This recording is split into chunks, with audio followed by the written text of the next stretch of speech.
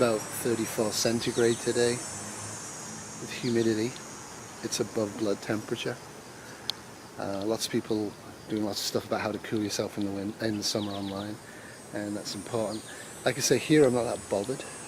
Without electricity we can cool ourselves, and the basement's perfectly great to sleep in even on a hot day. In the shower it's going to be different, no basement. And next week we're going to go to the Shire, and we were going to do an overnight camp, me and Kitty, for a couple of nights. Then it was one night, and now it's no nights. But we are going to go out at least twice on the water and do some filming and do some cooking. And the reason we're not staying overnight is because we're going to go and see an earth shipbuilder called EcoBuild, and then the next day we're going to go and see the county planner, because we are in an extremely environmentally protected area. So whether we have to sever, whether we can sever, whether we can actually build a property, all of those things we do not know. Now we do have a plan B for that. We went to Planet Structures, which I covered in an earlier video, and if we go with plan B, when I go back I'll really video the heck out of that place. They're tiny homes on wheels, and illegal to live in them year round where we are, but it's not really strongly enforced unless you make a big thing of it. And, sorry, I'm shaking, I'm tired from that. I'm on 5 nights. This is third night starting, it's been busy.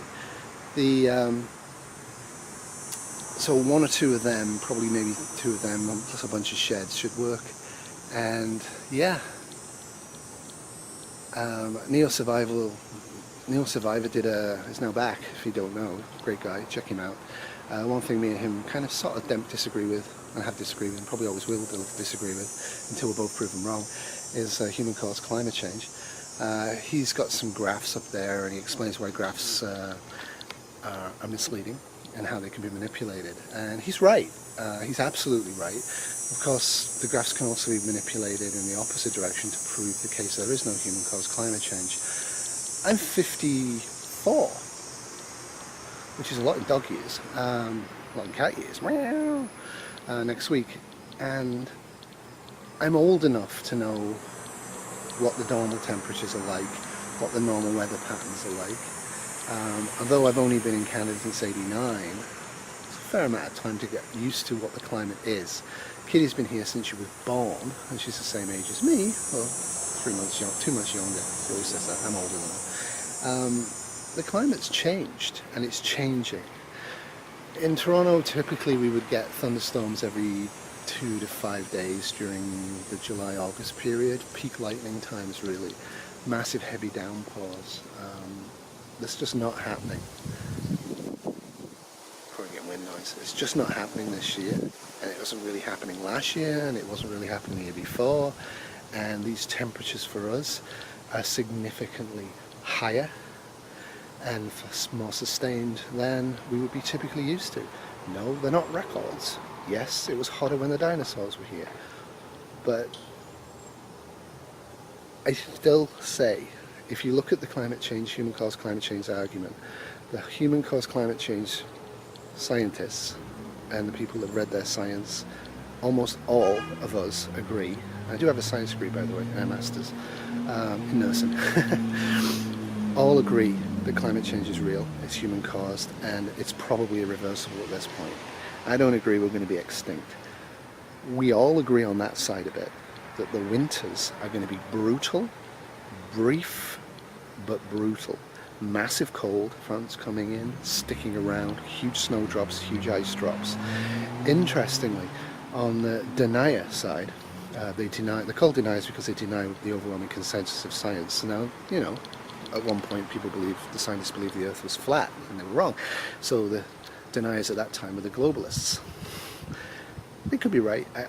My experience is they're not right, but who knows, right? But they say the same thing. Brutal, savage winters. The only argument they have with the science side is that the winters will be, in their opinion, a lot longer. Either way, I'm really concerned about society continuing on for much longer. I'm seeing signs of instability all around me, in food chains, in work chains, into products we use at work. So, as I said, we're going to increase our food stocks dramatically over the next 6 months and get storage going for them at the Shire properly. And we're also going to get ourselves some really, really good ski suits because we want to go cross-country skiing, right? But we're going to get really good ones, so they can cope with really plummeting temperatures and allow us freedom of movement. And that's going to be a significant investment. So whether you believe in human-caused climate change or you don't believe in human-caused climate change, that sort of an investment is something you should be considering in the near term. If the worst case is right, this will be the last stable year for society and the economy. If the IPCC is right, which I doubt, I agree with the deniers on that, you've got another 50 years or so. If you have snow in the winter, a decent ski suit and some cross-country skis and some snowshoes, which we've already got the snowshoes, is a great idea. And get out and enjoy yourself, get exercising, get healthy. That's all for me in Hoople's and Kitty Cat's garden.